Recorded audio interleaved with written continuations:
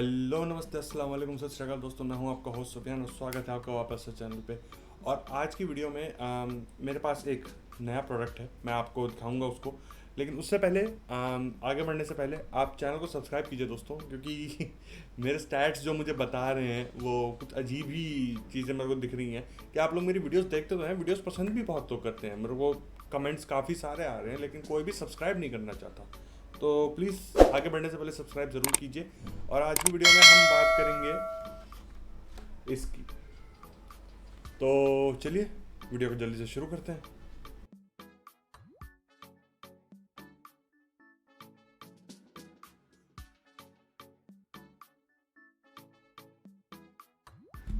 तो गाइस, ये है एंट ई स्पोर्ट्स की तरफ से आने वाला MK1000 mechanical gaming RGB keyboard.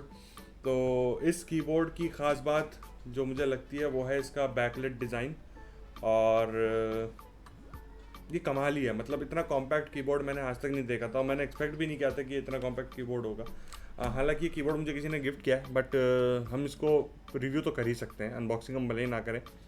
तो इसकी जो ख़ास बात है वो है इसमें लगे हुए हैं ऑटेमो के ब्लू स्विचेस, जो कि मैकेनिकल स्विचेस हैं।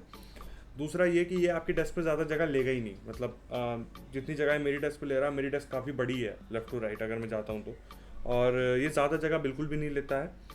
एक जो नेगेटिव पॉइंट मुझे इस कीबोर्ड का लगा वो है कि इसमें नम पैड नहीं है, लेकिन अब आपको कहीं ना कहीं तो क्रॉस कटिंग करनी है, तो कि कुछ चीज़ तो निकालनी पड़ेगी। तो ये बेसिकली एक नम पैड लेस कीबोर्ड है। और इसका अगर मैं आपको की कैप निकाल के दिखाऊं तो इसमें डबल शॉट इंजेक्शन की कैप लगे हुए हैं, जो कि ABS प्लास्टिक के बने हुए होते हैं। और RGB लाइटिंग इसकी आगे की तरफ है हर की में। तो ये एक बहुत बड़ी प्लस पॉइंट इस कीबोर्ड की है कि इसमें ABS की कैप्स हैं। और ASMR एक बार मैं आपको बता देता हूँ इसका एक्सपीरियंस। मुझे उसके लिए खोलना पड़ेगा Microsoft Word. A few moments later. Okay, alright. तो the quick brown fox jumps over the fence. तो जो टच एंड फील है गाइस वो काफ़ी अच्छा है इस कीबोर्ड का। और जो मुझे सबसे अच्छी बात लगी इस कीबोर्ड की वो आई थिंक साइज़ और इसका जो प्राइस पॉइंट है।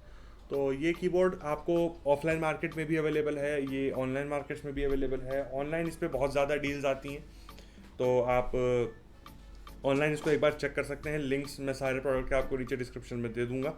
और इसका जो मेन फीचर है वो है इसके जो अलग अलग मोड्स हैं। अब RGB कीबोर्ड कोई लेता है तो इसीलिए लेता है कि भाई उसमें अलग अलग लाइटिंग मोड्स मिल जाते हैं। तो फंक्शन की और अप एंड डाउन करके हम ब्राइटनेस कंट्रोल कर सकते हैं अपनी कीज़ की लाइटिंग की, और फंक्शन और इंसर्ट दबा के हम मोड चेंज कर सकते हैं। तो राइट नाउ ये विदाउट किसी लाइटिंग के है, तो जो की मैं प्रेस करूँगा ये बेसिकली उसको लाइट अप कर देगा।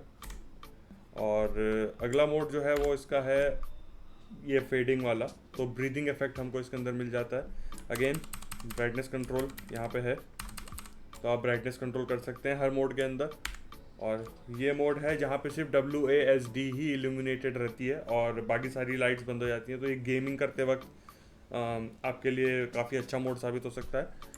अगला मोड इसका है वो है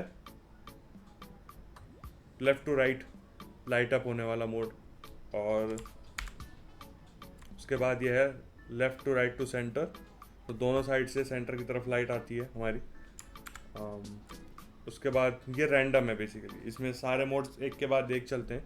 तो अभी ये पावर अप होते वक्त वाला मोड है, फिर ये रैंडमली कीज़ को लाइट अप करेगा।